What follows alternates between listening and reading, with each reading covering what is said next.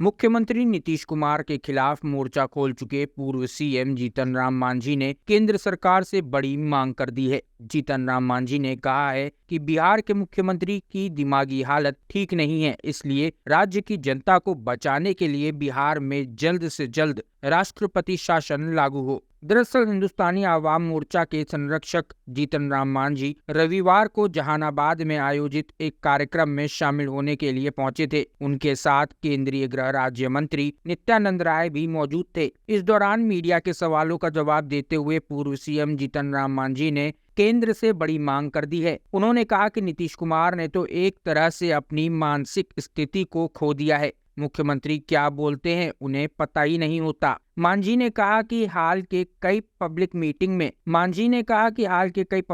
में उन्हें बोलने नहीं दिया गया। उनके बोलने पर पाबंदी लगा दी गई है, इसलिए बोलने से मना कर दिया गया है कि क्या बोल देंगे उसका कोई हिसाब नहीं है। सब लोग जान गए हैं कि उनका दिमाग अब ठीक नहीं है, इसलिए अगर बिहार की 13 करोड़ जनता को बचाना है तो बिहार में राष्ट्रपति शासन लागू कर नीतीश कुमार को हटाया जाए। उन्होंने कहा कि लालू और नीतीश कुमार झूठे लोग हैं और हमेशा झूठी बात करते हैं। ये लोग सिर्फ बात करते हैं, काम कुछ नहीं करते। भ्रष्टाचार, परिवारवाद और जाति की बात कहकर अपने बच्चों को आगे बढ़ाने की कोशिश में लगे रहते हैं। दोनों का समाज और बिहार से कोई मतलब नहीं है। बता दें कि पूर्व सीएम मांझी लौह पुरुष सरदार वल्लभ भाई पटेल की पुण्यतिथि पर वृद्धाश्रम का शिलान्यास करने जहानाबाद पहुंचे थे। एक बार हम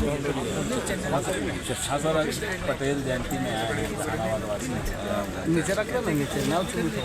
देखिए, ये सौभाग्य की बात है और जहानाबाद के साथियों को हम बहुत बहुत धन्यवाद देते हैं कि पटेल साहब जिनको लोग विसारने का काम किया था, आज उनका नाम उजागर करने के लिए जहानाबाद के ऐसे अंचल में आज रखा गया है उनके पुण्यतिथि। इसके लिए बहुत बहुत धन्यवाद हम देते हैं।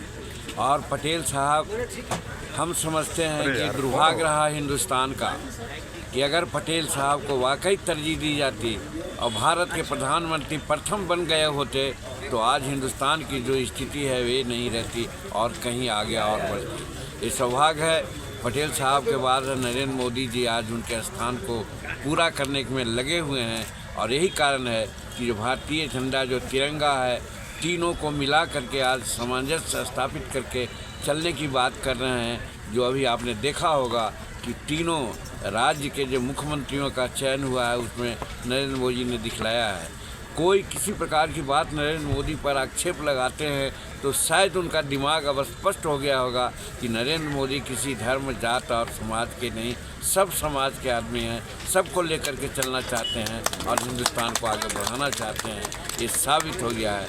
ऐसे संदर्भ में हम पटेल साहब को याद करते हैं और पटेल साहब की आत्मा का आशीर्वाद ही है कि नरेंद्र भाई मोदी जी आज ऐसा काम कर रहे हैं अनूठा, जिससे कि देश आज, जैसा आप जानते हैं कि हमारा देश का आर्थिक स्थिति 15वां और 14वां स्थिति में था, आज आर्थिक स्थिति में 5वां आ गए हैं। और नरेंद्र मोदी जी का पक्का इरादा है, निश्चित है, उन्होंने कर दिया है कि 2024 में हिंदुस्तान विश्व का तीसरी अर्थव्यवस्था होगी। तो आप सोच सकते हैं, एक बार मौका हम लोग नरेंद्र मोदी जी को जो देने ही जा रहे हैं 2024 में, तो आप देखिएगा कि 2030 में हिंदुस्तान संसार का प्रथम अर्थव्यवस्था हो जाएगी। इससे बढ़कर के और क्या हो सकता है। तो मेरा कहने का मतलब है कि जिस काम को पटेल साहब करना चाहते थे वो काम और लोगों ने नहीं करने दिया और उस काम को आज नरेंद्र भाई मोदी जी पूरा करने जा रहे हैं। इसलिए नरेंद्र मोदी जी के प्रति हम आभार व्यक्त करते हैं। मालूम नीतीश भी कहते हैं कि हम पटेल जी के अनुयायी हैं और उनके